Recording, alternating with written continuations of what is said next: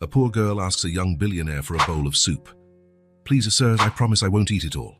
I need to take some to someone." He gives her the soup, but when he follows her discreetly, he discovers something shocking. Ethan Cole let out a sigh of relief as he exited Skyview, the most exclusive restaurant in the city. The meeting with investors had been productive, yet exhausting. At 30 years old, he already commanded a tech empire worth billions. The cold night air brushed his face as he adjusted his cashmere scarf. "Alfred, I'll be ready in 5 minutes," he said to his driver on the phone, then hung up. The street was almost empty. Only a few luxury cars were parked along the curb, and the glow of expensive shop windows lit up the sidewalks. Ethan checked his phone notifications, 3 urgent emails, 2 messages from his assistant, and a reminder about the conference in Tokyo next week. Business as usual. That was when he heard the voice. "Please, sir, I promise I won't eat it all. I need to take some to someone." Ethan lifted his eyes from his phone. A small girl, maybe 5 years old, was looking at him with large, dark eyes. She wore a faded red coat, far too big for her tiny frame. Her brown hair was tied in 2 uneven braids, and her boots looked worn at the tips. For a moment, he thought about ignoring her. The city had its schemes, and begging children often belonged to organized networks of exploitation. "Please, just a little food," she insisted, her voice soft and much too polite for an ordinary street child. Something in her gaze made him pause. It wasn't a look of desperation or manipulation. There was an almost adult-like determination in those young eyes. "Where are your parents?" Ethan asked, putting his phone into the pocket of his overcoat. "My grandma's waiting," she answered simply, rubbing her bare hands together. "She's not feeling well today." Ethan glanced back at the restaurant. Most business people would have ignored the child or, at most, handed her some spare change. That was the protocol, but something felt different about this situation. "Wait here," he said, surprising even himself. Less than 5 minutes later, Ethan came out again with an insulated bag. Inside was a large bowl of steaming vegetable soup and a package of fresh bread. The girl's face lit up as though she'd received the most precious gift in the world. "Thank you, sir. Thank you so much." She took the bag carefully, as if it held something extremely fragile. Instead of opening it and eating right there, as Ethan had expected, she just clutched the package to her chest. "Aren't you going to eat?" he asked, intrigued. "I can't take too long. I promised I'd be quick." She started moving away, walking backwards so she could maintain eye contact. "God bless you, sir." Before Ethan could respond, the small figure in red turned and hurried off. She didn't run. She walked carefully, balancing the bag as though carrying a treasure. At that moment, Ethan's phone vibrated. It was Alfred, the driver, letting him know he was waiting at the corner. Normally, Ethan would just get in the car and move on to his next commitment or head back to his penthouse. A 30-year-old billionaire's life had no room for distractions, but this child was a mystery. Why was a girl so young alone in this part of the city? Why didn't she eat the soup immediately? Whom was she taking it to? "Alfred, I'll be late. Something came up," he said into the phone, hanging up before the driver could ask any questions. By now, the girl was already at the end of the block. Ethan started following her, keeping his distance. It wasn't something he would normally do, following an unknown child around the city. He had meetings, calls and emails to respond to. He had an empire to run, but an unusual curiosity drove him forward. The little red figure turned left onto a dimmer street. Ethan quickened his pace, afraid he might lose her. Rounding the corner, he noticed the street begin to change. Sleek commercial buildings gave way to older, more modest constructions. The bright shop windows disappeared, replaced by small family businesses, many of them already closed at that hour. The contrast with the area he had just left was striking. In less than a 10-minute walk, the world of luxury restaurants and exclusive stores was far behind him. The girl kept walking with purpose, occasionally readjusting the bag to make sure nothing spilled. Her posture was surprisingly responsible for someone so young. Ethan stayed back, but he couldn't help noticing how a few people greeted the child along the way. An elderly man sweeping the sidewalk in front of a grocery store waved. A woman leaving a laundromat smiled and briefly touched the girl's head as she passed. "She's not a stranger here," Ethan thought, Growing more curious, the girl turned onto another street, smaller and residential. Ethan slowed down, worried about being seen. The houses were simple, some in need of repairs, but each exuded a sense of dignity. Neat little gardens, curtains in the windows, bicycles locked up on porches. Then the girl stopped in front of one of the houses. It was a modest two-story structure, with peeling white paint around the edges. There were potted plants on the porch, and a soft light shining from one of the ground floor windows. The girl climbed the 3 steps up to the door carefully, balancing the bag. Ethan stopped a few yards away, partially concealed by a tree on the sidewalk. He saw her open the door and go in, without needing a key. Something compelled him closer. A curiosity he couldn't explain pulled him to the side of the house, where a lit window offered a partial view inside. There, in the dim light of a winter night, Ethan Cole, the man who had everything, found himself peering through the window of a stranger's house, driven by an urge he could not understand. What he saw through that window would change his life forever. Ethan approached the window cautiously, his heart beating faster for reasons he didn't fully comprehend. The small hand of the girl in the red coat turned the doorknob, and she entered without hesitation, clearly familiar with the place. "Grandma, I'm back." The child's voice echoed through the small house. Through the foggy glass, Ethan watched the scene unfold like a movie. The girl carefully placed the bag on a simple wooden table, moving delicately to avoid spilling the soup. "Luna, you took so long, sweetie. I was getting worried." That voice, a chill ran down Ethan's spine. It couldn't be. A woman of about 60 entered the small room, thin, grey hair tied in a simple bun, wearing a faded blue sweater and sweatpants.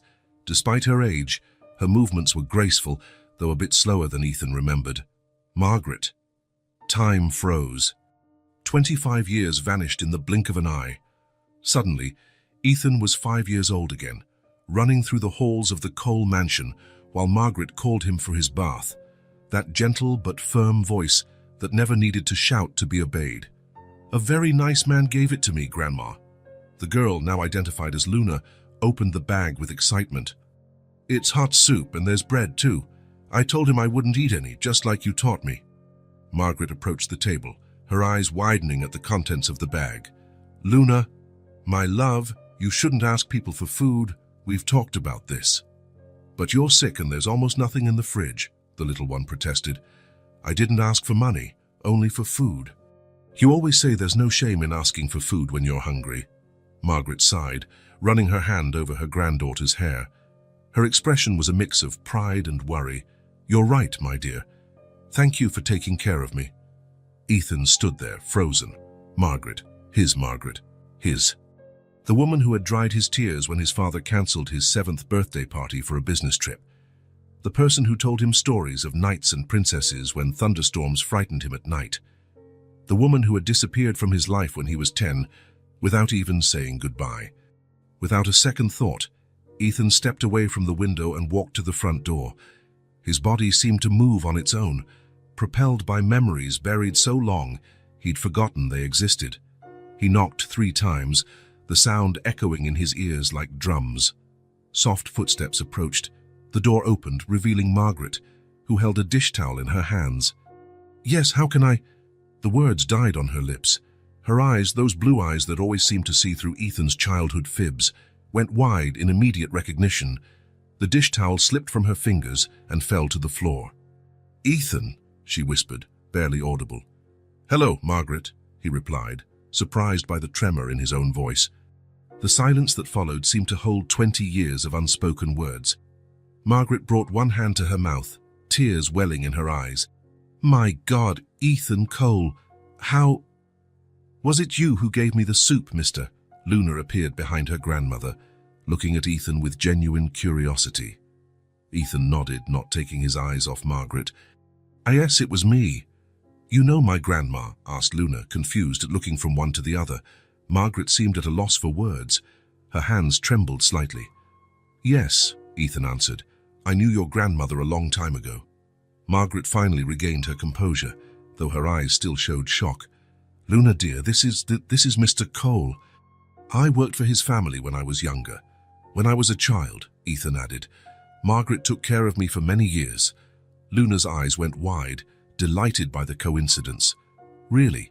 So you're like another son to my grandma? The innocent question hit Ethan in an unexpected way. Margaret had been more present in his childhood than his own parents, but he'd never thought of her that way. Someone who might consider him her child. Well, Ethan stammered, unsure how to respond. Please come in, Margaret finally said, finding her voice. It's cold out there. Ethan stepped into the small house. Inside, it was simple but notably clean and organized. Old but well-maintained furniture, a couch with colorful cushions, shelves with a few books, a small TV, on the coffee table, photo albums and children's books. Luna wasted no time. Do you want to see my drawings? Grandma puts all of them on the fridge. Luna, let Mr. Cole catch his breath, Margaret said, but her tone was affectionate. Ethan noticed how Margaret avoided looking directly at him, busying herself by straightening things around the room, though everything already looked in order. Please, have a seat, she said, gesturing to the sofa. May I offer you some tea? We have chamomile and... She stopped, as if realizing she was offering something too simple for someone like him. Ethan saw the mix of pride and shame on her face. Chamomile would be great, he said quickly. Margaret nodded and walked to the kitchen, which was really just an extension of the living room, separated by a small counter. Ethan watched her put water on to boil, her movements revealing a tension she tried to hide. How did you find me? She asked, her back still turned to him. I didn't, Ethan replied. It was a coincidence. Luna asked me for food near Skyview. Something made me follow her.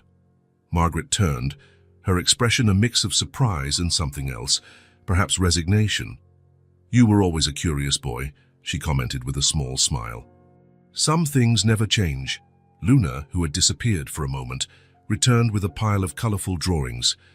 Look, this is the park we go to when it's not too cold, and this is Mrs. Wilson's cat, and this is my room, but I share it with Grandma because our house is small. The child's natural chatter broke some of the tension. Ethan found himself smiling as he looked at her drawings. You draw very well for a 5-year-old, he said, genuinely impressed by the details Luna included in her work. I'll be 6 next month, she replied proudly. Grandma said maybe we can go to the zoo if it's not snowing. Margaret came back with 2 cups of tea, setting one in front of Ethan. Luna, sweetie, why don't you put your drawings back in the bedroom? Then you can eat the soup Mr. Cole brought. Luna gathered her drawings, but hesitated. You're going to talk about grown-up things, right? Margaret nodded. Just for a little bit. Then you can come back. Satisfied with the answer, Luna skipped off toward a short hallway that presumably led to the bedrooms. Left alone, silence returned, heavy with unspoken questions.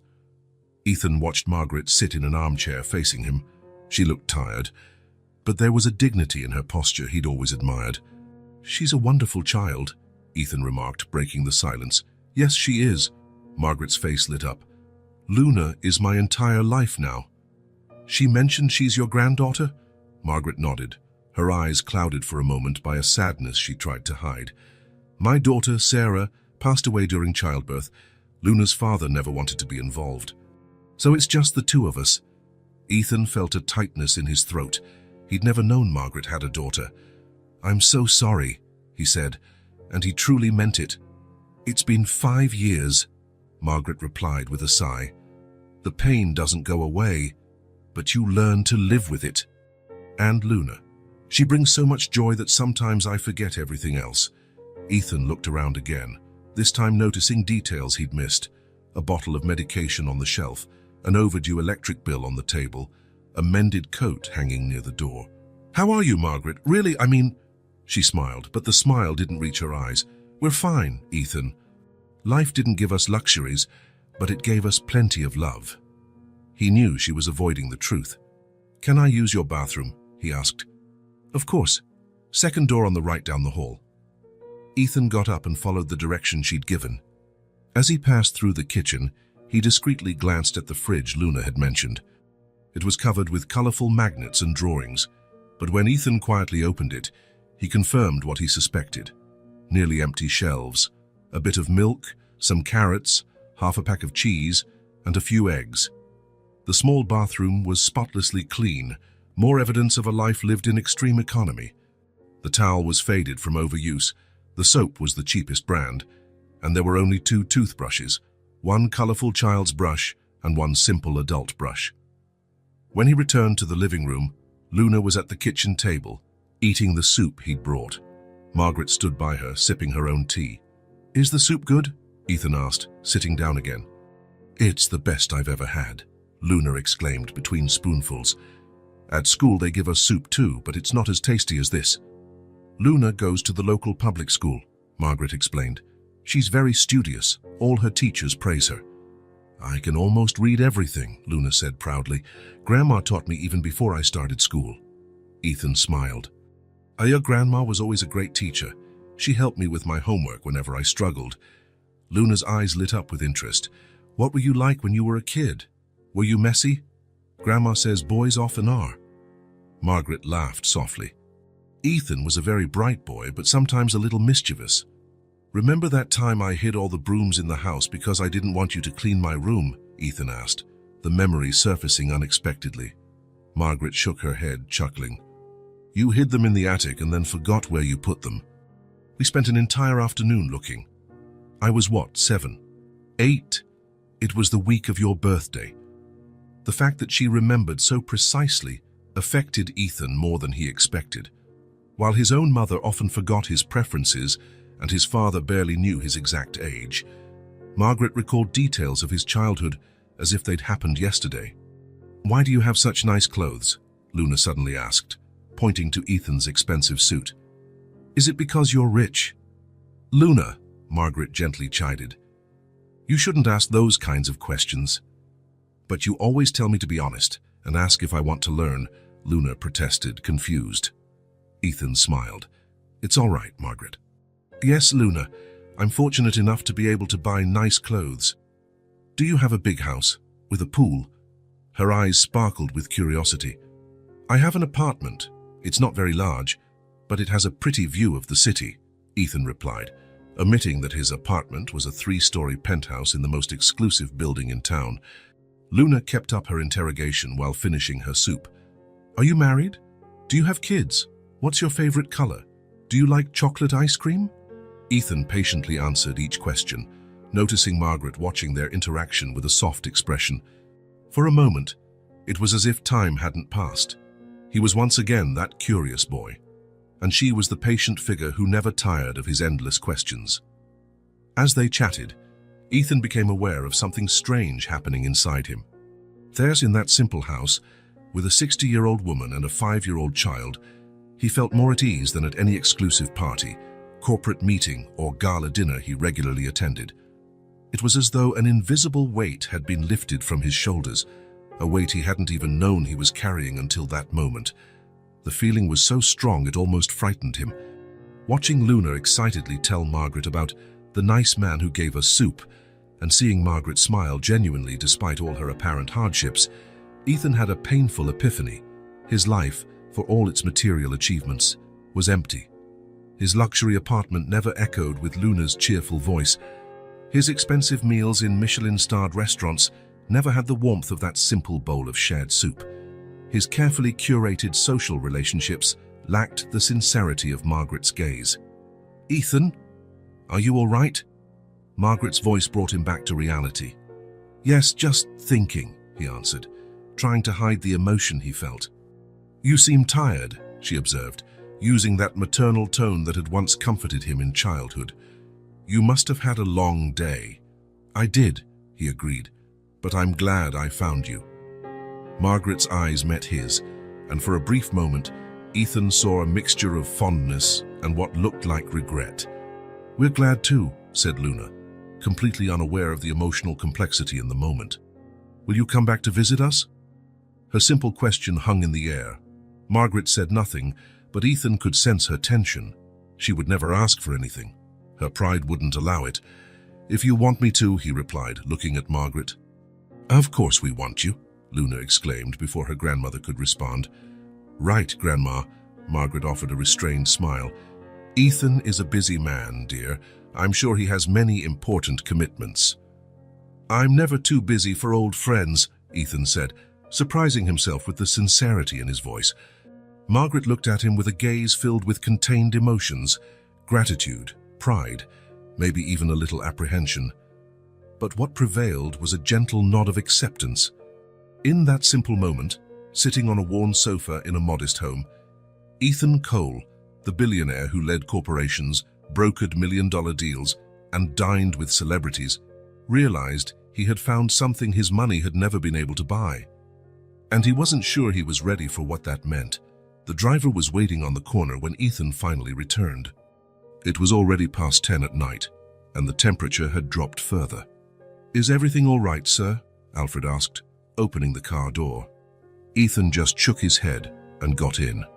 How could he explain what had just happened? How could he put into words the whirlwind of emotions inside him? "Take me home, Alfred."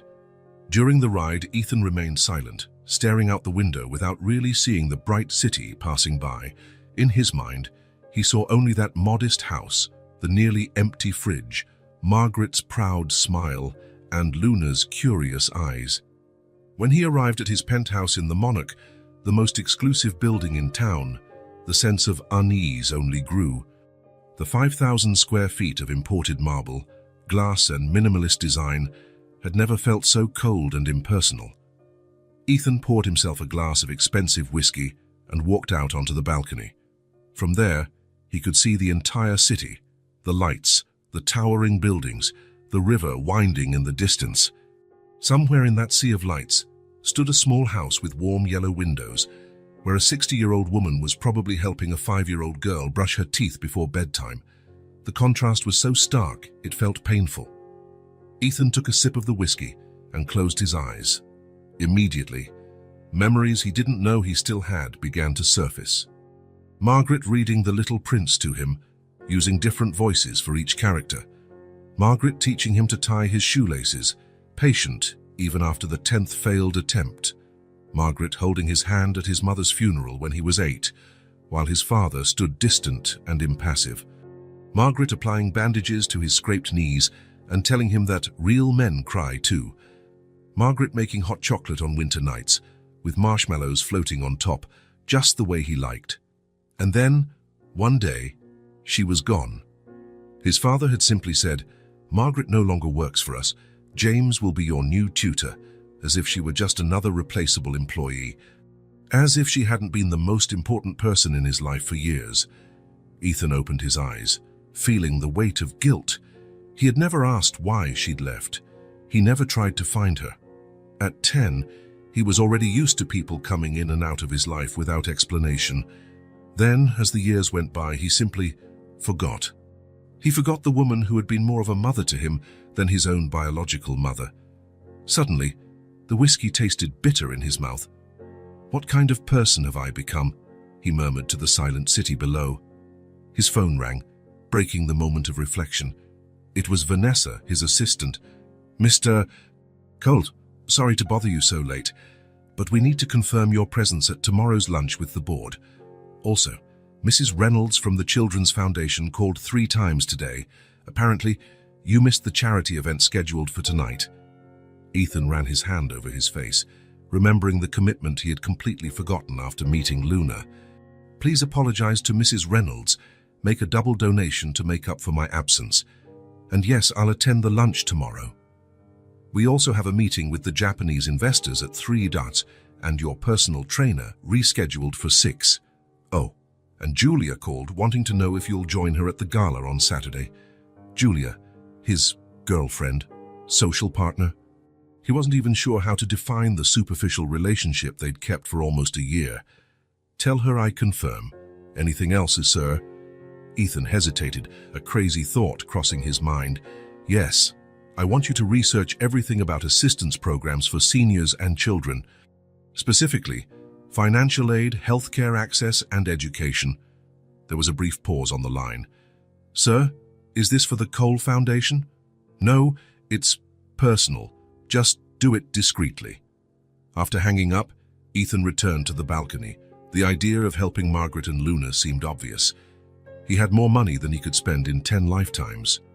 He could buy them a house, secure a good education for Luna, medical care for Margaret, financial security for both. But then he remembered the pride in Margaret's eyes, how she'd tried to hide her struggles, how careful she'd been not to ask for anything, not even hint at their precarious situation. She would never accept charity, especially from him. There was another aspect that troubled him. What right did he have to just waltz into their lives now? Margaret had clearly built a routine and a stable environment for Luna, despite limited resources. They had a special relationship, full of love and valuable lessons that no wealth could replace. What if his interference caused more harm than good? Ethan didn't sleep that night. He stared at the ceiling, replaying every moment in that small house, every word exchanged with Margaret, every smile from Luna. He felt torn between the moral duty to help and the fear that he was acting for selfish reasons, perhaps just to ease his own guilt for forgetting someone so important. At 5 in the morning, unable to sleep, he got up and went to his office. In a rarely opened drawer, he found a small photo album, one of the few things he'd taken from his father's house when he moved out. There she was, Margaret, 25 years younger, holding the hand of a dark-haired 5-year-old boy with a shy smile. Ethan didn't even remember that picture. Someone on his father's staff must have taken it at some company event.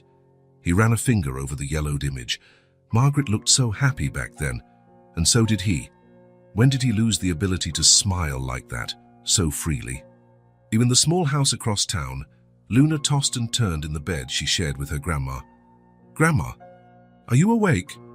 Margaret, who also couldn't sleep, turned to her granddaughter. "Yes, darling. What is it?" "Do you think your boy will come back?" Margaret smiled at the description. "Ethan isn't a boy anymore, Luna. He's a grown man with a very busy life. But he said he'd come back. Do you think he'll forget?" The innocent question carried a weight Luna couldn't understand. Margaret thought carefully before answering. "I don't know, my love. Sometimes people have a lot going on in their lives." Luna was quiet for a moment, then spoke with that childlike certainty. "He'll come back, I know he will. He has sad eyes, like that stray dog we saw at the park, remember? The one that found a family later." Margaret hugged her granddaughter, her thoughts racing. Luna had always been intuitive, noticing things adults often missed. "You liked him, didn't you?" Margaret asked. "Yes, he gave me soup and didn't treat me like I was silly. And he made you smile for real. Not that smile you do when you're trying not to worry me." Margaret felt a pang in her chest. She hadn't realized Luna could tell the difference between her real smiles and the forced ones. "He seems nice, but he's kind of strange," Luna continued, yawning. "Strange how, dear?" "He has everything, right? Fancy clothes, money to buy expensive soup, but he looks lonely, like he doesn't have anyone to give him soup when he's hungry." Margaret stayed silent, amazed by her granddaughter's simple wisdom. Luna was right. In the short time she'd observed Ethan, Margaret could see that despite all his material success, something vital was missing in his life. "Everyone needs someone to care about them, right, Grandma?" Luna murmured, already drifting off to sleep. "Yes, my love. Everyone does." As Luna finally fell asleep, Margaret remained awake, thinking about the boy she had raised and the man he'd become. And for the first time in many years, she allowed herself to miss the past. The days when little Ethan ran through the halls calling her name, needing her to heal scrapes, tell stories, and teach him about life. Somehow, despite all the changes, she felt he still needed her. At 9 the next morning, Alfred parked the black car 2 blocks before the destination, per Ethan's instructions. "Are you sure you don't want me to drive you all the way, sir?" "I'm sure," Ethan replied, adjusting his scarf. He had traded his suit for jeans and a grey sweater, trying to look less formal. "Come back in 2 hours?" Ethan stepped out of the car carrying 2 large bags. One contained groceries, not just basics, but also some items he remembered Margaret liking to cook with: semi-sweet chocolate, cinnamon sticks, nutmeg. The other bag held clothes for Luna: coats, winter boots, gloves, and some colorful sweaters. Nothing extravagant, but all good quality. As he walked through the simple streets of the neighborhood, he noticed details he'd missed the night before: children heading to school with worn backpacks, elderly people sweeping their front sidewalks, a certain dignity in the air, despite the evident lack of resources. It was a completely different world from his, though barely 20 minutes from the financial center where he worked. When he reached Margaret's house, Ethan hesitated a moment. He'd spent the entire night thinking about this moment, weighing arguments, imagining scenarios. But now, standing there with 2 shopping bags, he felt a shyness that didn't match the fearless CEO he was in meeting rooms. He took a deep breath and knocked on the door. Luna opened it, still in her pajamas, hair tousled. "It's the soup man," she shouted, jumping with excitement. "Grandma, Grandma!" "He's back." Before Ethan could say anything, Luna pulled him inside by the hand. "Did you come to have breakfast with us? Grandma made pancakes, but we only have a little bit of honey for them." Margaret appeared in the doorway of the kitchen, drying her hands on a dish towel. She wore the same simple clothes as the day before, but her hair was tied more neatly. "Ethan," she said, visibly surprised, "we weren't expecting—" "Sorry for dropping by unannounced," he replied, suddenly feeling awkward. "I brought some things, nothing special, just—" He held out the bags, feeling more nervous than he had when closing his first multi-million-dollar deal. Margaret looked at the bags with an expression that was hard to read. There was gratitude in her eyes, but also something else, a kind of dignified resistance. "What did you bring?" asked Luna, curious. "Luna, don't be nosy," Margaret gently scolded. "Some groceries," Ethan replied. "And, well, I thought you might need new winter clothes, Luna." The girl's eyes went wide. "For me? Can I see?" Before Margaret could intervene, Luna was already opening the bag of clothes. Her squeals of excitement at seeing the new red coat, a far warmer and sturdier version than her old one, filled the small room. "Look, Grandma, it's red like mine, but it doesn't have holes in the sleeves." Luna held the coat against her body, eyes shining. "Can I try it on?" "Please." Margaret hesitated, then nodded, unable to resist her granddaughter's delight. As Luna ran off to the bedroom, she turned to Ethan. "It's very kind of you, but we don't need charity, Ethan." The word charity hit Ethan in the gut, exactly as he had anticipated. "It's not charity, Margaret," he said, setting the grocery bag on the table. "Think of it as payback for all those times you secretly bought me ice cream against my father's wishes." Margaret allowed a small smile at the memory. "That was different." "It's exactly the same," Ethan insisted. "You took care of me when I needed it. Let me repay that, at least a little." Before Margaret could respond, Luna ran back in, already wearing the new coat. She had also managed to put on the gloves and one of the sweaters, creating a comical mix of colors. "Do I look pretty?" she asked, spinning around. "Absolutely stunning," Ethan replied, laughing. Margaret looked at her granddaughter, and Ethan could see her inner conflict. The joy Luna felt at receiving something new and necessary clashed with Margaret's pride and sense of independence. "Come on, I want to show you my toys." Luna grabbed Ethan's hand, leading him toward the small bedroom she shared with her grandmother. The room was tiny, with 2 single beds separated by a simple nightstand. Colorful drawings hung on the walls, courtesy of Luna. On a small shelf sat some children's books and a plastic bin likely filled with toys. "This is Mr. Buttons," Luna said, picking up a well-worn teddy bear missing one eye. "And this is Mrs. Fairy, a faded rag doll. And these are my books. This one is my favorite." She showed him a very worn copy of The Little Prince. "That was my favorite book too, when I was your age," Ethan commented. "Grandma reads it to me every night. She does different voices for each character." As Luna proudly showed off her few possessions, Ethan felt a lump in his throat. Each item clearly had history, meaning, and was well cared for despite obvious wear. "And here is where I draw." Luna pointed to a small table in the corner, covered in papers and crayons. "Would you draw something for me?" Ethan asked. Luna nodded enthusiastically, sitting down at the table. She picked up a blank sheet of paper and started working intently, tongue peeking out of the corner of her mouth as she concentrated. Margaret appeared in the doorway, watching the scene with a softened expression.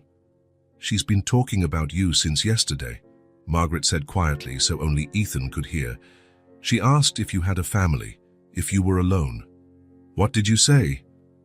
"The truth," That I didn't know. It's been so long since we last saw you. Luna lifted the drawing triumphantly. It showed a stick figure with dark hair and a tie, holding what appeared to be a bowl. "This is you giving soup to me and Grandma," she explained. "It's wonderful," Ethan said, genuinely touched. "Can I keep it?" Luna nodded, handing it to him. Then, without warning, she hugged Ethan's leg. "Thank you for the new coat. Now I won't be cold at school anymore." Ethan felt something break inside him. How many times had he donated millions to charity? How many plaques bearing his name hung in hospitals and community centers? Yet none of that had ever evoked the feeling he now had from this simple thank you from a 5-year-old. "You're welcome, Luna." When they returned to the living room, Margaret was organizing the groceries Ethan had brought. "This is too much, Ethan," she said, holding a bottle of high-quality olive oil. "I can't accept all this." This was the moment Ethan had rehearsed in his mind. "Margaret, I need your help." She stopped, suspicious. "My help? With what?" "The Cole Foundation is developing a new social program for children and seniors," he began, choosing his words carefully. "We're looking for consultants with practical experience to guide us on the real needs of the communities." Margaret raised an eyebrow. "Consultants. We need people who understand day-to-day challenges, who can tell us where our resources are best applied. Child education, food programs, health care for the elderly. You have decades of experience, Margaret, first as a caregiver, now raising your granddaughter. Your insight would be invaluable." "And how much does a consultant like that get paid?" she asked, as astute as ever. "A fair salary for the time and expertise. It wouldn't be charity, Margaret. It would be legitimate employment." He watched her eyes study him, searching for a lie or a trick. "You don't have to answer now," he added. "Think about it. The job would be flexible, allowing you to keep taking care of Luna." "Are you making up a job for me, Ethan?" There was a hint of humor in her voice, but also skepticism. "I'm not making anything up. The foundation truly needs this kind of guidance. We have resources, but often don't know how to apply them effectively. We need people like you who understand reality, not just statistics." Margaret didn't reply immediately. She went back to storing the groceries, lost in thought. "Luna needs stability," she finally said. "I can't accept something that would separate us or be temporary." "I understand," Ethan replied. "As I said, the position would be flexible. You could work mainly from home, maybe come to the office a few times a month for meetings, and it would be a long-term contract." Luna, who had been silently watching without fully understanding, tugged at Ethan's sweater. "If Grandma works for you, will you come here more often?" Ethan smiled at her. "Yes, I would." "Then she should say yes," Luna declared with childlike logic, "because you seem happy when you're here." The observation caught Ethan by surprise. It was true. He felt more relaxed, more genuine in the last 24 hours than in the past few years. Margaret sighed, partially giving in. "I'll think about your proposal. But let me be clear. What you brought today, it's too much. Consider it an advance on your future work," Ethan responded. She shook her head, but there was a slight smile on her lips. "You've always been persuasive, even when you were a child. Remember how you convinced me to let you stay up later on New Year's Eve? I said it was a family tradition, even though I knew my father never allowed it. And I pretended to believe you because I saw how much it meant to you." The moment of nostalgia was interrupted by the clock on the wall, which showed it was nearly 11. "I have to go," said Ethan. "I've got a meeting at noon." The disappointment on Luna's face was obvious.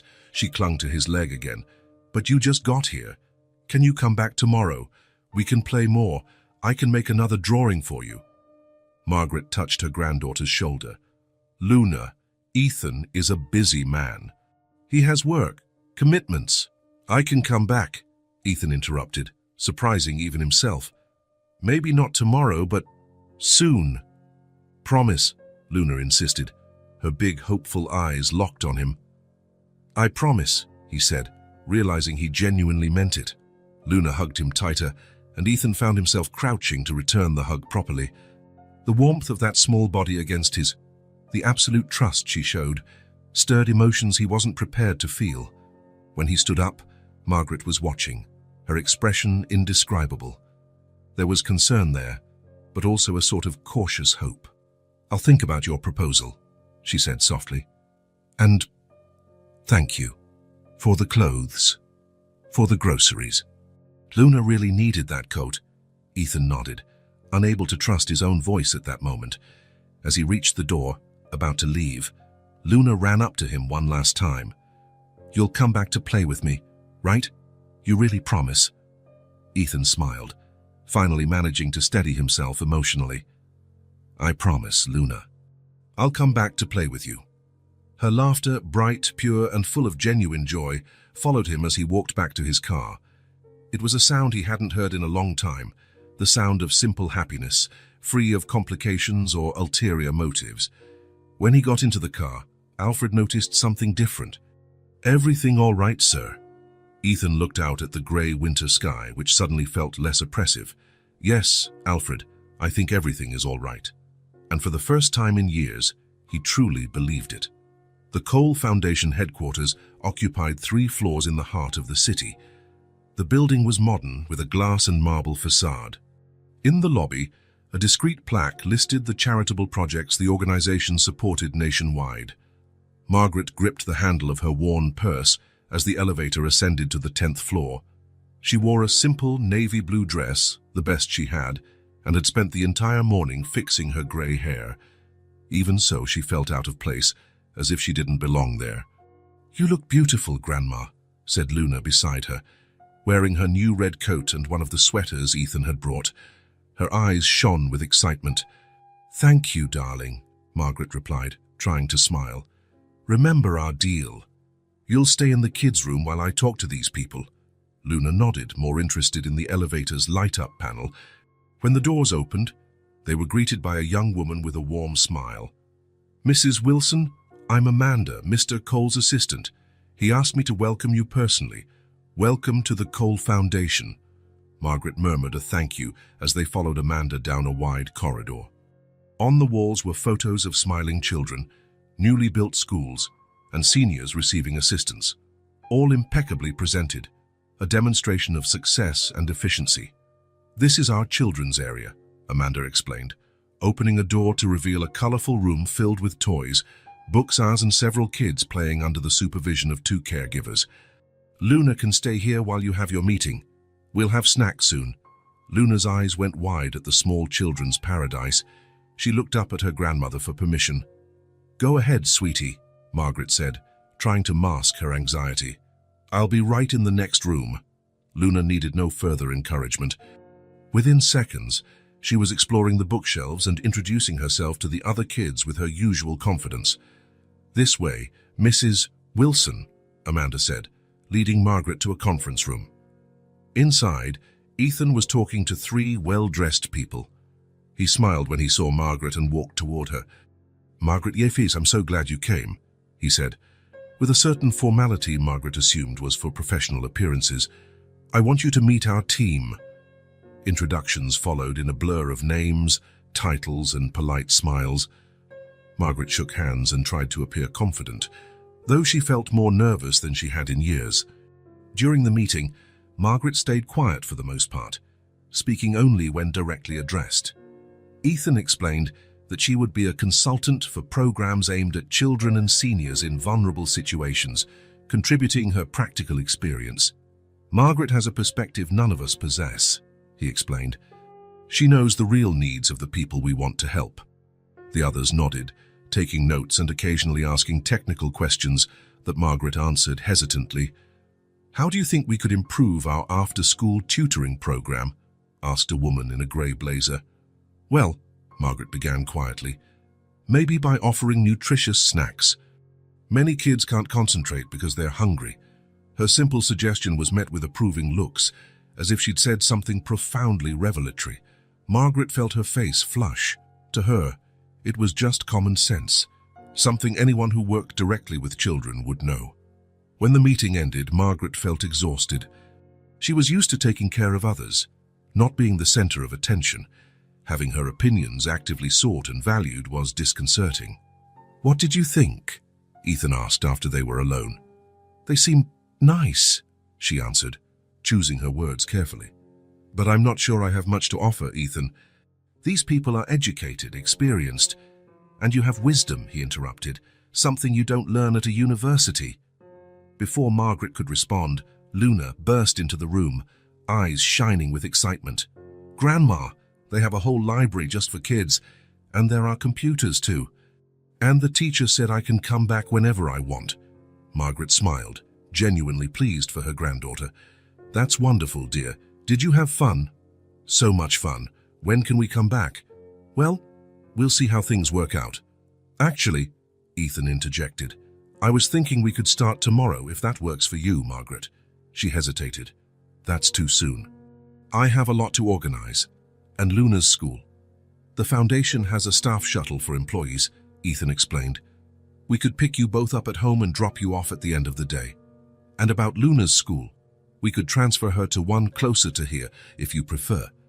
Margaret frowned. It was all too much, too fast. I'd rather keep her at the same school for now. She has friends there, a routine. Of course, I respect that, Ethan quickly agreed. The shuttle can take her to her current school and pick her up afterward. Everything seemed too perfect, too easy. Margaret felt that old caution creeping in. When things seem too good to be true, they usually were. Let's take it slowly, Ethan, she said firmly. We'll see how it goes before making big changes, he nodded, acknowledging her caution. But in the following weeks, Margaret gradually adapted to her new routine. 3 days a week, she went to the Cole Foundation for meetings and consultations. On the other days, she worked from home, reviewing proposals and making recommendations. Luna, meanwhile, embraced the new opportunities wholeheartedly. She loved visiting the foundation, playing in the children's area, exploring the library, and above all, she loved the attention from Ethan. He began visiting them regularly at home. At first, he used professional excuses, documents for Margaret to sign, questions about projects. But soon the visits became personal, without pretext. On a sunny Saturday afternoon, Ethan arrived to find Luna drawing squares in chalk on the sidewalk in front of the house. "What are you doing?" he asked. "Hopscotch," Luna replied excitedly. "Have you never played?" Ethan admitted he hadn't, or at least he couldn't remember doing so. Luna was horrified at his deprivation. "I'll teach you, it's easy."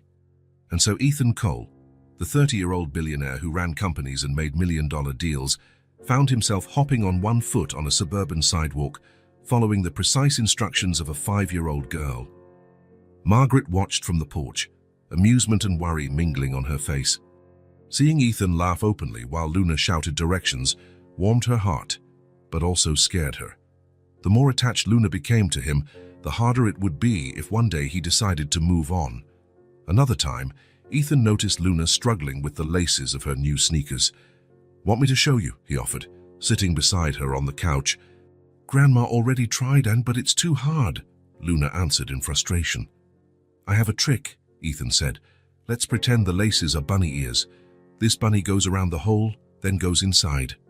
Margaret, cooking dinner in the kitchen, listened with a smile to his improvised lesson. She remembered teaching Ethan himself with that exact bunny analogy.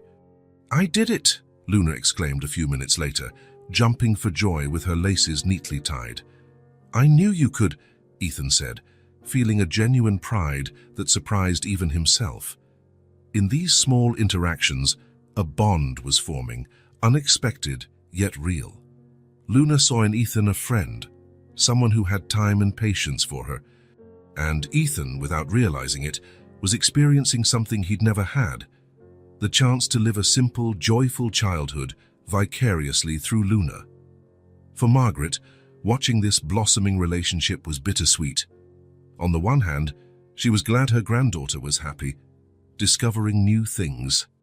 On the other hand, she feared the future, the inevitable disappointments, the moment when the novelty wore off and Ethan returned to his old life, because Margaret, more than anyone, knew how people could come and go, leaving behind only memories and, sometimes, broken hearts. A rainy Sunday afternoon found Ethan at Margaret and Luna's small house. The weather had turned suddenly, cancelling their plans to take Luna to the park. Instead, they stayed in the cozy living room, listening to the rain pattering against the windows. Luna had set up an office on the coffee table, drawing with intense concentration while humming softly. Margaret prepared hot chocolate in the kitchen, the same recipe she used to make for Ethan when he was little. "Need any help?" Ethan asked, rising from the couch. "I think I still remember how to do this," Margaret replied with a smile. "Though it's been a long time since I made hot chocolate for you." Ethan leaned against the kitchen counter, observing her. Over the last 2 months, they'd settled into a comfortable routine. Margaret now officially worked as a consultant at the Cole Foundation. Luna thrived at school, and Ethan spent more and more time at their little house. "I never asked why you left my parents' house," Ethan said suddenly, finally voicing the question he'd kept inside for so long. Margaret paused in stirring the chocolate but didn't turn around.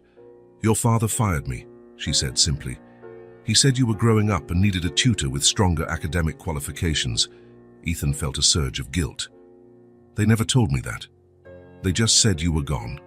Margaret sighed. "It was easier for them, I suppose. And I had no choice.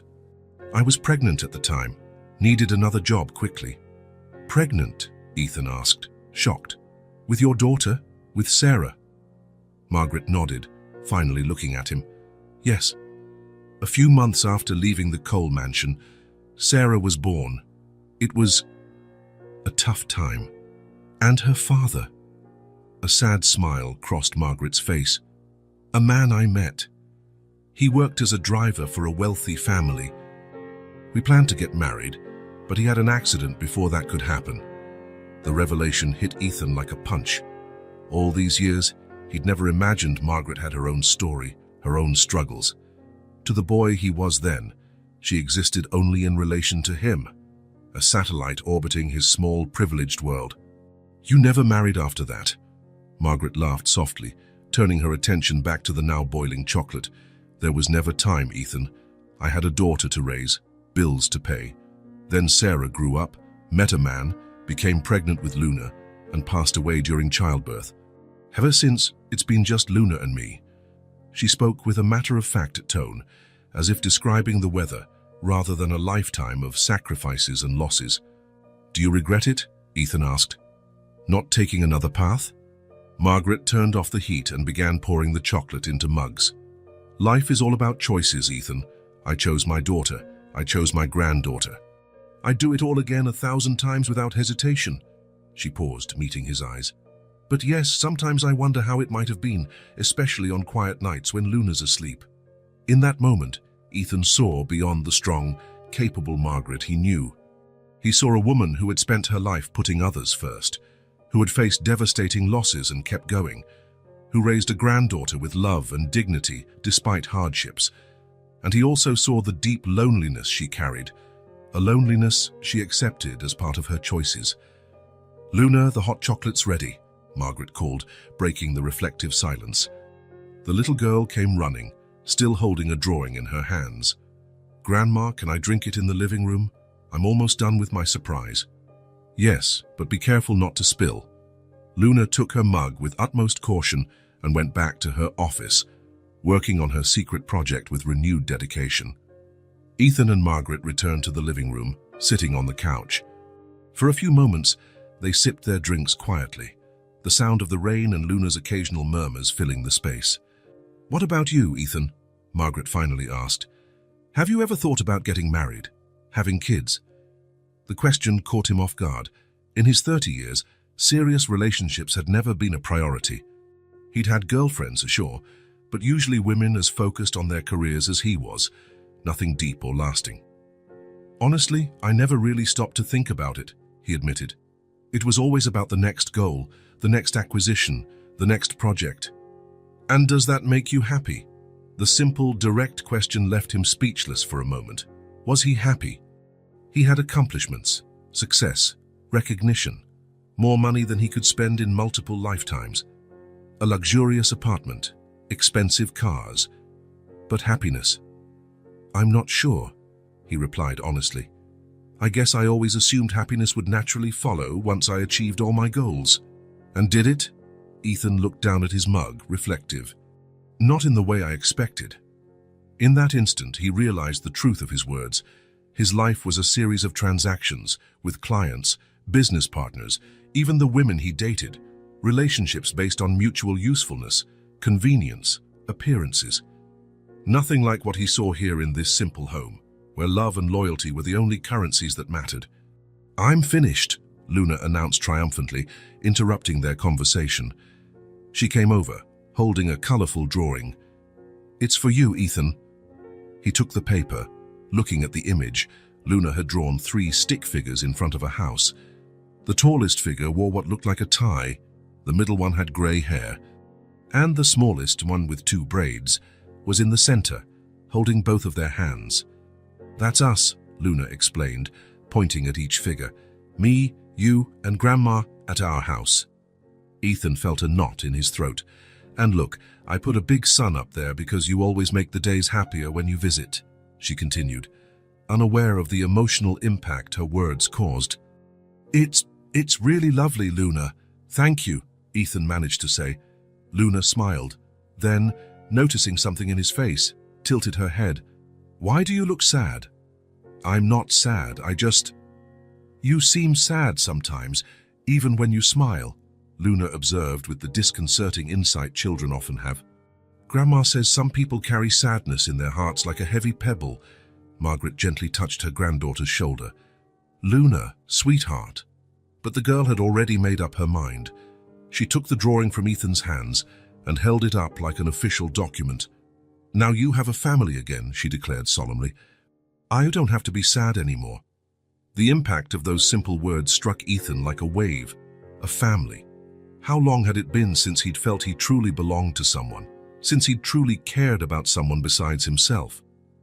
"Luna, Ethan has his own family," Margaret began, but Ethan cut her off. "Actually, I don't," he said softly. "My mother died when I was a child, and my father, well, we were never close. He lives in Europe now. We barely speak." "Then it's settled," Luna said, with the irrefutable logic of a child. "Now, we're your family." She handed the drawing back to Ethan, who held it as though it were a delicate treasure.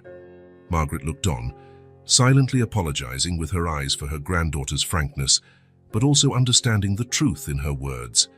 In that moment, while the rain continued to fall outside, Ethan Cole, the man who had everything, realized that, until now, he'd had nothing essential, and a 5-year-old girl, with a simple drawing and sincere words, had just shown him what he was missing. Winter arrived in full force. The city lay under a blanket of snow, the streets slippery, the air biting. At the Cole Foundation, Margaret's work had become indispensable. Her practical advice and life experience transformed various programs, making them more efficient and more human. It was on a particularly cold morning that Ethan got the call.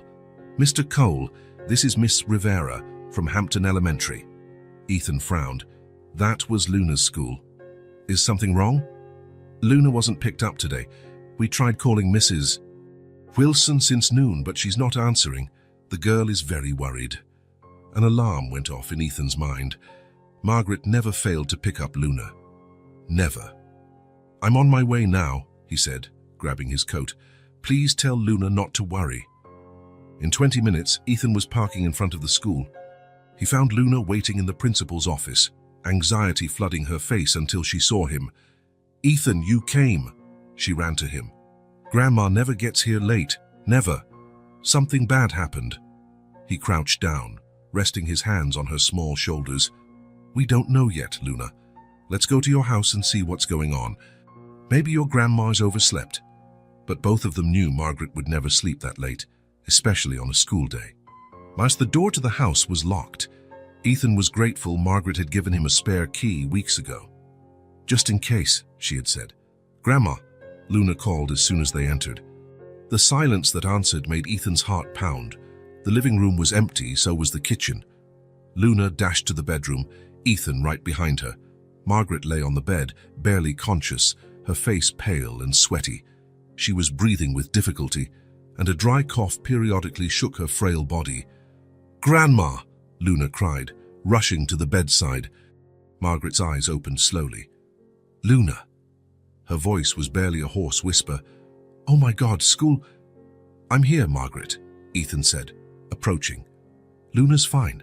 I'm calling an ambulance," No, Margaret protested weakly. It's just the flu.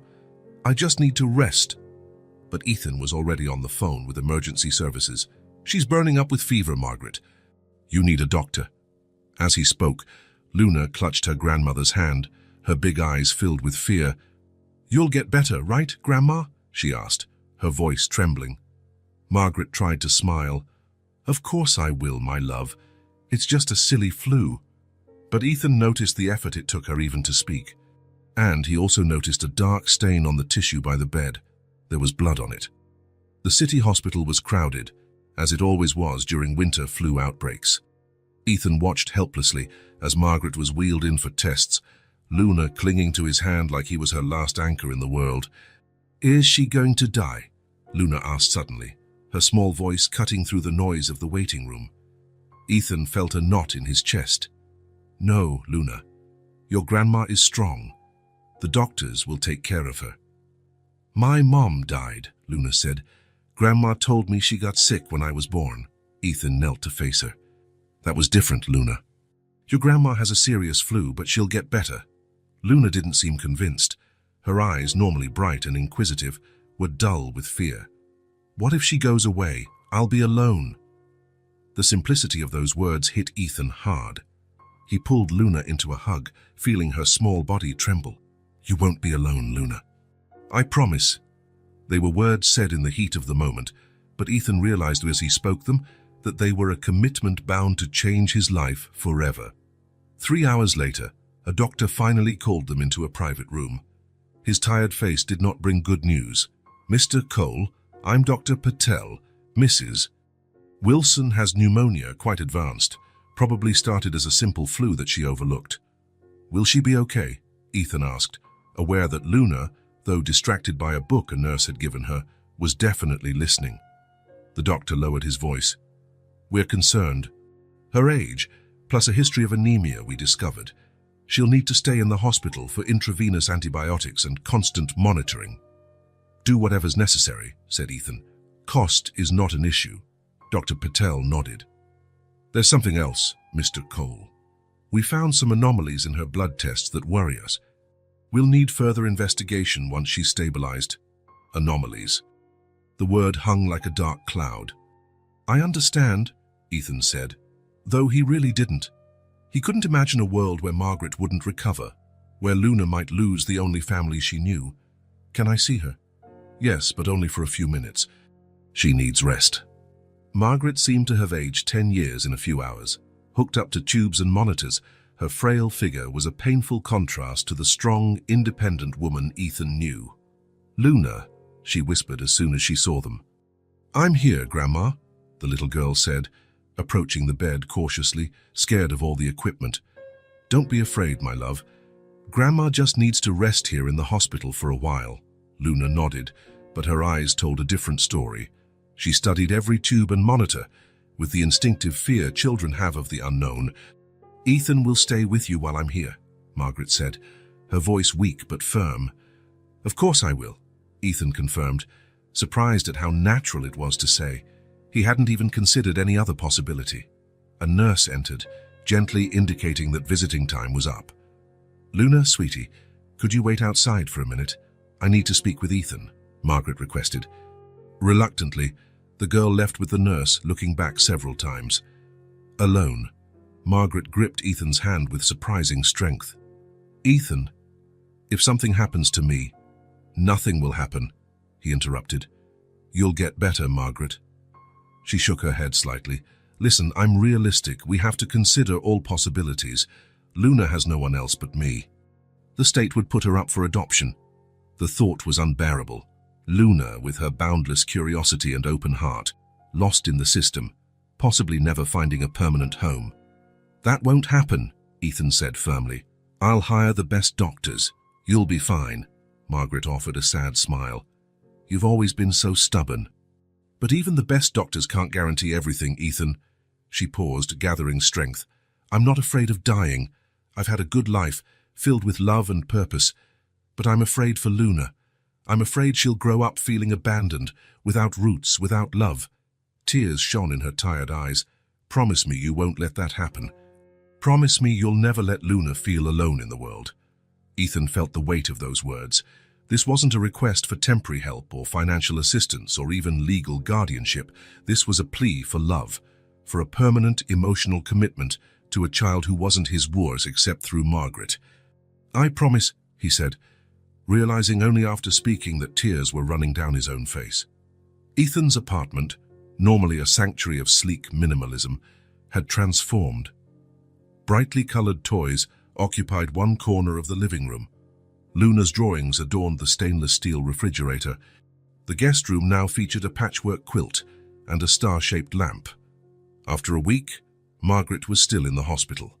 The pneumonia responded slowly to intense treatment, and the doctors continued with their mysterious additional tests. Luna now stayed with Ethan while Margaret recovered. It was nighttime, and Ethan had just tucked Luna into bed after reading 3 stories. She always asked for just one more, her eyes making it impossible to refuse. "Ethan," she called as he was about to turn out the light. "Yes." "Is Grandma going to die?" The direct sincerity of the child's question froze him. Luna deserved honesty, but how could he be honest when he was just as afraid? "The doctors are doing everything they can so she gets better," he answered carefully. Luna was silent for a moment, her small face serious in the dim light. "When my mum died, I was a baby. I don't remember her, I only have pictures." She pulled the blanket tighter. "But I remember Grandma. I remember everything." Ethan sat on the edge of the bed. "Your grandma is very strong, Luna. She's fighting to get better." "But what if she doesn't?" Luna's voice trembled. "I don't want her to leave." Tears began streaming down the girl's face. Ethan pulled her into a gentle hug, his heart aching for her. "Please don't let my grandma go away," she sobbed against his chest. "Please, Ethan." He rocked her slowly, at a loss for words. What could he say? He had no power over life and death, despite all his money and influence. When the sobs subsided, Luna leaned back, her eyes puffy and red.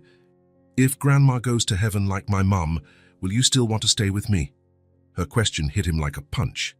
This child, who had already lost so much, feared losing not only her grandmother, but also this new connection they'd formed. "Luna, I'll always want to stay with you," he replied, with a certainty rising from deep within. "No matter what happens." She wiped her tears with the back of her hand. "Promise." "I promise." Luna held out her pinky. "Pinky promise. That's the strongest kind." Ethan entwined his pinky with hers, so tiny compared to his. "Pinky promise." Luna seemed slightly calmer, but her eyes still held a sadness too deep for a 5-year-old. "Ethan," she asked again, holding his hand. "Yes." "Can you be my friend forever?" The words came out between shaky breaths, and fresh tears glistened in her eyes. Something inside Ethan broke at that moment. The armor he'd built over the years, the relentless young executive, one the distant, calculating billionaire, disintegrated under those tear-filled eyes and heartfelt request. "I can, Luna," he said, voice trembling, "and I will, forever." She hugged him with surprising strength for someone so small, as though she feared he might disappear if she let go. That night, after Luna finally fell asleep, Ethan sat on the living room sofa, reflecting on how drastically his life had changed in a matter of months. From a solitary man focused solely on accumulating more success and wealth, he had turned into, what exactly? A protector, a friend, an improvised family for a little girl who stood to lose everything. These questions tormented him, but one certainty overshadowed all the doubts. He could not fail Luna. He could not fail Margaret. For the first time in his adult life, Ethan Cole was committed to something no contract could formalize, no lawyer could draw up, and no amount of money could guarantee. It was a commitment of the heart. And it terrified him more than any business challenge he had ever faced. After 2 weeks in the hospital, Margaret was finally discharged. The pneumonia had eased under intensive treatment, but the doctors made it clear her recovery would be slow. She'd need absolute rest, controlled medication, and weekly checkups. "Can't we just go home, Grandma?" asked Luna as Ethan drove them through the city. Margaretine, still pale and noticeably more fragile, smiled warmly. "Soon, dear. But the doctor said I need special care for a few weeks." That's why you'll stay at my apartment, Ethan explained. There's more space, and I hired a nurse to help you recover fully. The arrangement had been decided after long discussions. Margaret initially resisted, insisting she could take care of herself. But the doctors were adamant.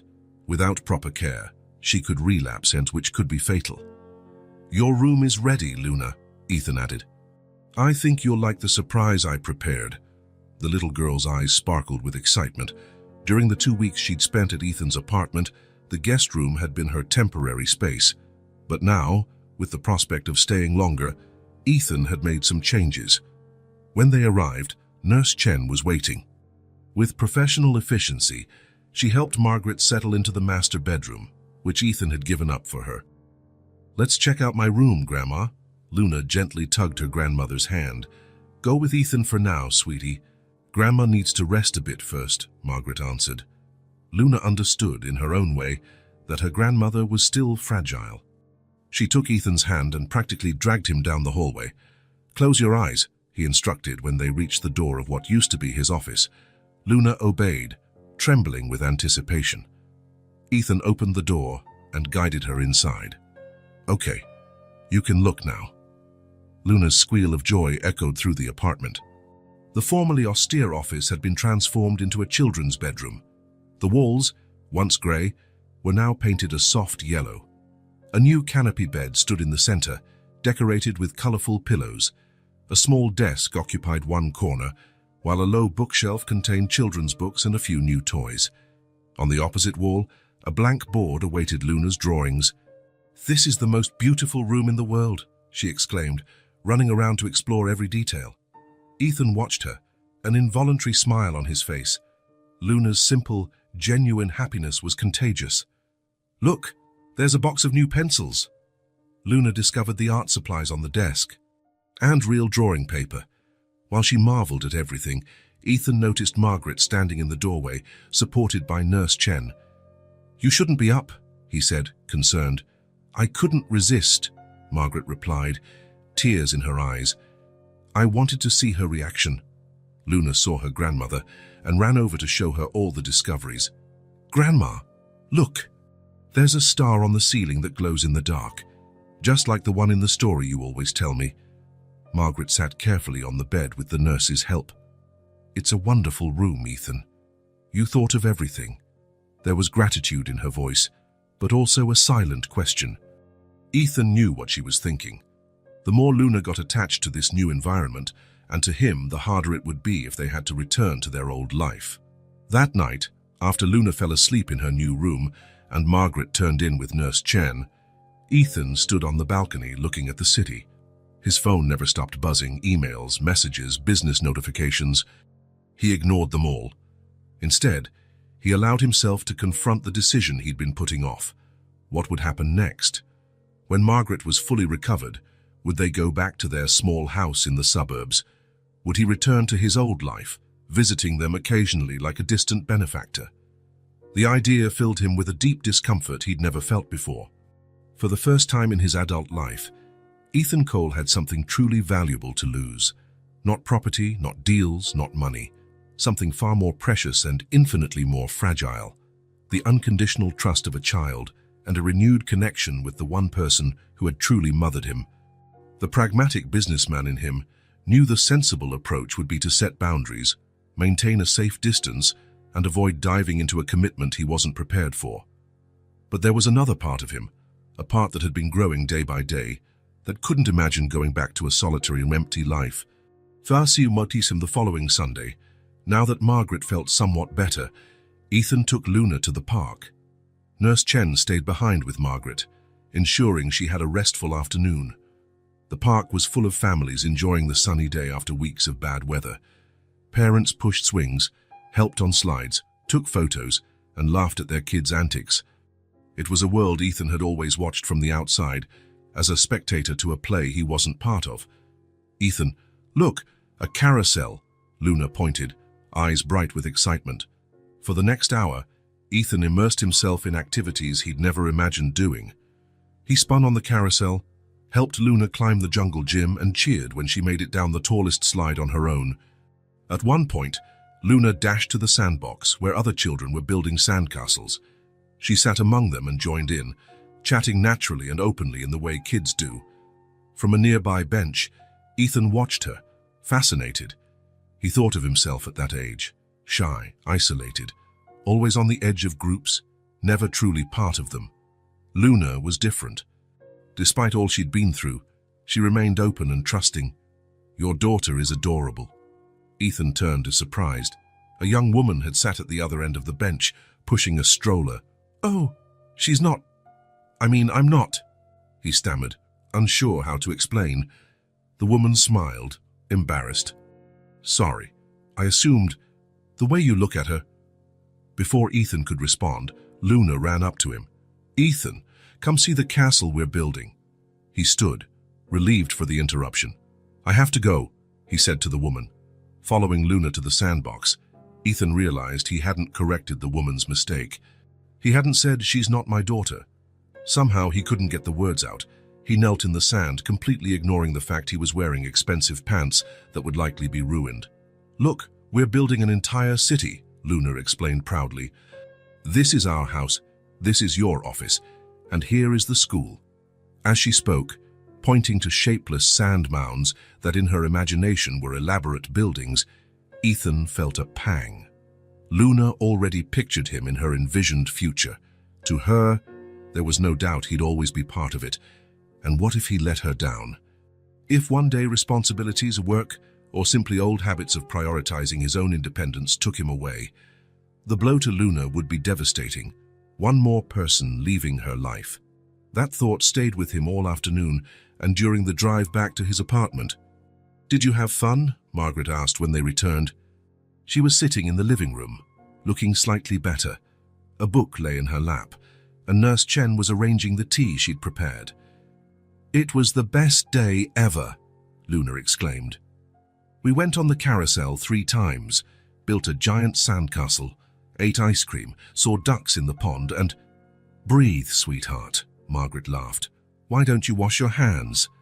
Looks like you brought half the sandbox back with you." As Luna left, Margaret turned her gaze to Ethan. "Thank you for that." She needed a normal day after all this worry. Ethan nodded, distracted. He sank into the armchair across from Margaret. "Something's on your mind," she observed, displaying her usual perceptiveness. "I'm thinking about the future," he admitted. "About how this will work once you're fully recovered." Margaret set the book aside. "And how would you like it to work?" The direct question startled him. Margaret was always so straightforward, cutting right to the core. "I don't know," he confessed. "I never planned any of it." "None of us planned it, Ethan. Life rarely follows our well-prepared scripts." He looked out the window at a city he had once considered entirely predictable, controllable. "A woman at the park thought Luna was my daughter." "And how did that make you feel?" Ethan met Margaret's eyes. Frightened, and oddly at peace. A gentle smile crossed Margaret's face. "I always knew, you know." "Knew what?" "That you weren't just a businessman, that there was a kind heart behind that ruthless executive image." She paused, choosing her next words carefully. "Even when you were a child, you cared deeply, Ethan. Maybe too deeply. That's why you built so many defenses." The accuracy of her observation left him momentarily speechless. "I got my latest test results yesterday," Margaret said, changing the subject. Ethan felt a chill run down his spine. "And it's not just the pneumonia. I have a heart condition that will require ongoing treatment. It's not necessarily terminal, but—" she sighed. "We have to be realistic. I'm 60, and I've never really prioritized my own health. We'll get the best specialists," Ethan said automatically. "We already are, thanks to you. But that's not what I mean." She looked at him directly. "I need to know what will happen to Luna if I'm not here to take care of her." Ethan felt the weight of that statement like a concrete block on his shoulders. This was the decision he'd been avoiding, the crossroads he'd tried not to see. "I'll take care of her," he said, the words out before he could think. Margaret didn't look surprised, only profoundly relieved. "Are you sure? It's a huge responsibility, Ethan. Changing your entire life for a child." "She's already changed my life," he replied. feeling more confident as he spoke. "And so have you. You showed me what was missing, what all the money and success in the world couldn't buy." At that moment, Luna came dashing in, showing off her clean hands to Nurse Chen. "I have a surprise for you," Ethan said, reaching for a bag he'd left by the door. Luna approached, curious. Inside the bag was a professional set of colored pencils, 72 different hues, the kind used by artists. "These are grown-up pencils," she exclaimed, eyes wide, opening the case with near reverence. "I thought you might need more colors for your amazing drawings," Ethan explained. Without warning, Luna jumped into his lap, hugging him tightly. "Now you're my favorite friend." The simplicity of her declaration contrasted with the complexity of the feelings it stirred in Ethan. Glancing over Luna's head, he met Margaret's eyes. She watched the scene with an expression of joy and something that looked like peace. In that singular moment, Ethan Cole, the man who always calculated risks, who never made impulsive decisions, who built his empire on rationality and control, allowed himself to simply feel, and what he felt was a love so pure and unconditional that it almost hurt. The difficult choice that had tormented him for weeks suddenly seemed the easiest, most natural thing in the world. Because, in the end, it wasn't really a choice between stepping up or walking away. It was a choice between living a life of true meaning or returning to an existence of empty success. And that, after all, wasn't a choice at all.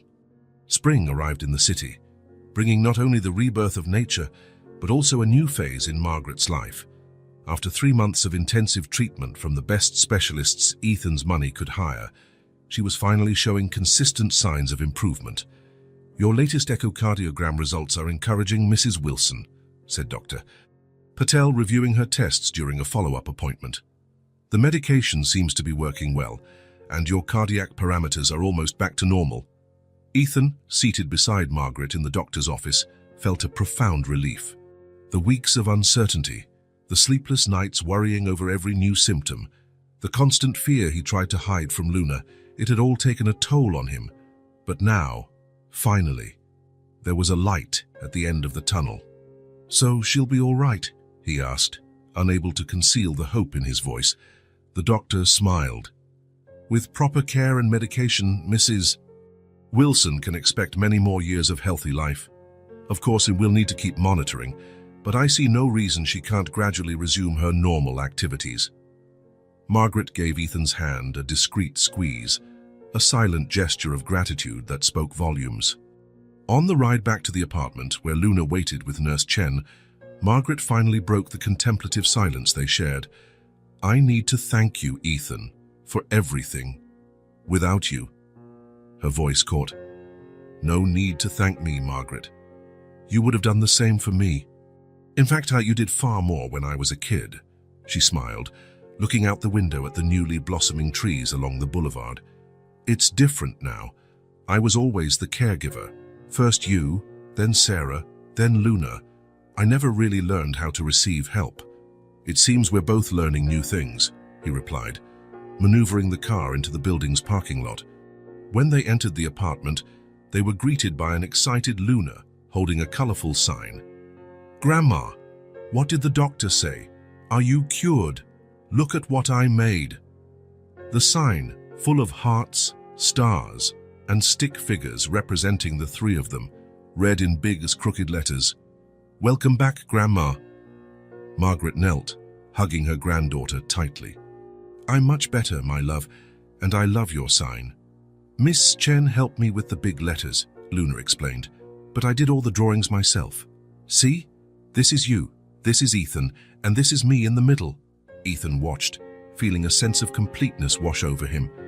Something felt profoundly right in this moment, in this arrangement, in the 3 of them together as a unit. That evening, after Luna had gone to bed, Ethan found Margaret on the balcony. She stood gazing at the city lights, wrapped in a light shawl, looking more at peace than she had in months.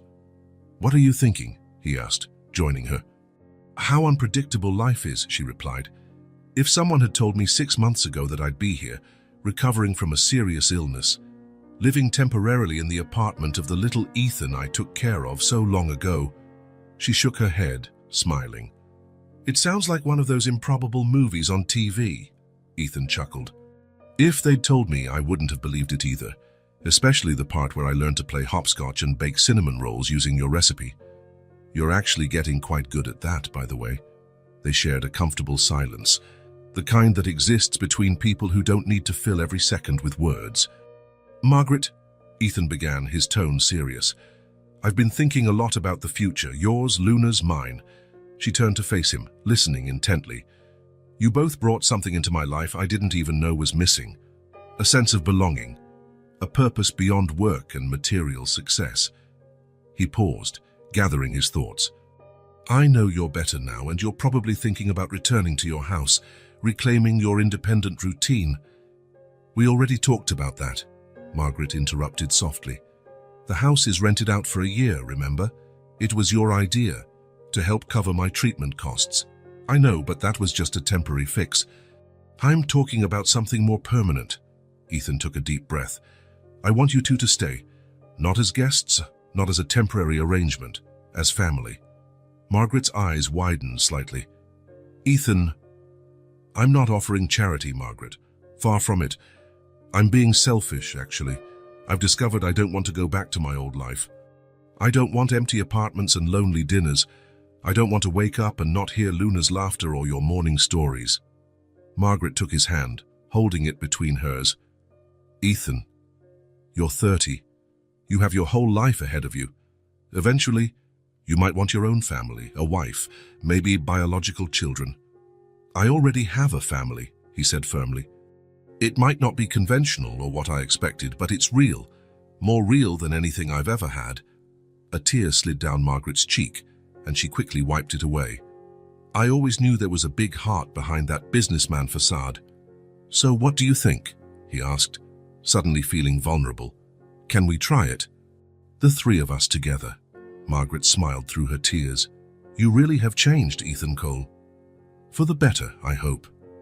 Without a doubt. In the following weeks, they established a new routine. Margaret, growing stronger every day, returned to work part-time at the Cole Foundation, now as the Director of Community Programs. Luna continued at her same school, but now she rode to and from school with Ethan's driver, often bringing friends over to play at the apartment she now called home. Ethan surprised even himself by reducing his workload, delegating more responsibilities, and spending entire afternoons at the park with Luna or helping Margaret in the kitchen. The life that once revolved solely around corporate goals and financial achievements now had a new center of gravity. Mr. Cole, the documents for the TechVision merger need your signature, his assistant reminded him one Wednesday afternoon. Leave them on my desk, I'll sign them tomorrow, Ethan said, glancing at the clock. I have to go now. There's a school presentation I need to attend. The assistant, initially puzzled by the changes in her once hyper-focused boss, now simply smiled and nodded. The new Ethan Cole, though still brilliant in business, had different priorities. That afternoon, perched on a too-small chair among other anxious parents and grandparents, Ethan watched Luna recite her poem about my special family at the school's literary fair. When she ended with, and even though we started off different, now we're a real family, and looked straight at him in the audience, Ethan felt a pride that no million-dollar deal had ever sparked in him. Margaret, seated beside him, gave his hand a gentle squeeze. She's been practicing that poem for weeks, she whispered. She wanted it to be perfect for you. It is perfect, he replied, his voice thick with emotion. After the presentation, Luna ran over to them, her face glowing with happiness. Did you like it? Did I get everything right? It was wonderful, Margaret said, hugging her. I loved the part about starting off different, Ethan added. Very true. Luna smiled. The teacher said it works because it's honest. She said the best stories come from the heart. Back at the apartment, which was definitely a home now, Ethan noticed more and more changes. Luna's artwork decorated walls, once adorned only with impersonal modern art. Photos of the three of them replaced decorative pieces with no real meaning. The kitchen, once used only for reheating takeout, now constantly smelled of home-cooked meals. One night, while Margaret prepared dinner and Luna set the table, a task she took very seriously, Ethan simply watched them, wanting to memorize the moment. "Why are you looking at us like that?" Luna asked, noticing his contemplative gaze. "I'm just enjoying the moment," he answered sincerely. "Like in our mindfulness lessons at school," she asked, carefully placing napkins. "The teacher said we should stop and notice nice things." "Exactly like that," Luna nodded, satisfied with his explanation. "I do that sometimes too, especially when we're all together." At dinner, sharing a roast duck Margaret had prepared, an old family recipe she promised to teach Ethan next weekend, conversation flowed naturally from the day's events to future plans, and Luna's always fascinating observations about life. "Did you know Lily in my class has 2 dads?" "Not a mom, just 2 dads," Luna said between bites. "And Tommy has a mom, a stepmom, and 2 different dads because they got married again." "Families come in all shapes and sizes," Margaret explained. "Like ours," Luna concluded happily. "We have a grandma and Ethan and me." Ethan smiled. "Ethan, I'm not exactly a standard family member category, I guess." "You're cooler than a dad," Luna declared with absolute conviction, "because you chose to be in our family. My teacher said some people are born into our family and others choose to be there, and both are equally important." The casual wisdom of a 5-year-old could be astounding. Later, after Luna went to bed, not without 2 stories and a glass of water, her established nightly ritual, Ethan and Margaret sat in the living room, enjoying a quiet moment. "I've been thinking," Ethan said. "This apartment is spacious, but maybe we could look for a house. Something with a yard for Luna to play in, maybe an office for you to work on foundation projects." Margaret studied him. "You're really thinking long-term, aren't you?" "I am, but only if you're comfortable with it. I know it's a huge change." She smiled. "The biggest change has already happened, has Ethan. It wasn't about where we live, but how we live like a family." "So you agree about the idea of a house?" "I do, with one condition." "What's that?" "That it be our house, not just yours, where Luna and I happen to stay. I don't want it to be another act of charity, no matter how well-intentioned." Ethan nodded, understanding. "We can look together, choose together, really make it ours. And you're ready for what that means? Loud birthday parties, mud on the carpets, bedtime arguments. I've never been more ready for anything in my life." The next morning, a sunny Saturday, Ethan put the first part of his plan into action. After breakfast, he handed Luna a small box wrapped in bright paper. "What's this?" she asked, eyes shining with excitement. "It's not my birthday. It's a special present. Open it." Inside the box was a silver key attached to a star-shaped keychain. "A key?" Luna looked at him, puzzled. "It's the key to our new house," Ethan explained. "Well, we don't actually have a new house yet, but we're going to find one. And when we do, this will be your key. My very own key." Her eyes went wide with wonder. "Yes, because it'll be your home forever. Yours, Grandma's, and mine." Luna glanced at Margaret, who watched with tears brimming. "Is it true, Grandma? We'll live with Ethan forever, not just until you get better." Margaret nodded. "If that's what you want, dear." Luna didn't hesitate. She leaped into Ethan's arms, hugging him with all her might. "Now we're a real family, right?" she asked, her face buried in his shoulder. Ethan Cole, who had built his empire with cold rationale and calculated decisions, felt tears he could no longer hold back. "Yes, Luna. A real family." Margaret joined the embrace, forming a perfect circle. In that moment, Ethan realized with absolute clarity that his entire pursuit of wealth and power had actually been a pursuit of this: belonging, purpose, unconditional love. In the following weeks, they began house hunting. Luna drew up a treasure map of how she wanted the new house, including a bedroom with a starry ceiling, a yard to play in, and, casually noted in one corner, space for a dog. "A dog?" Ethan feigned surprise when he noticed. "When did we decide on a dog?" "All real families have a dog," Luna declared with unwavering conviction, "or a cat." "We can get a cat if you prefer," Margaret laughed.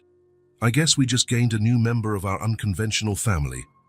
Ethan raised his hands in cheerful surrender. "Who am I to argue with such flawless logic? Dog, cat, whatever our family decides." During visits to potential properties, Ethan watched as Margaret slowly embraced her new role.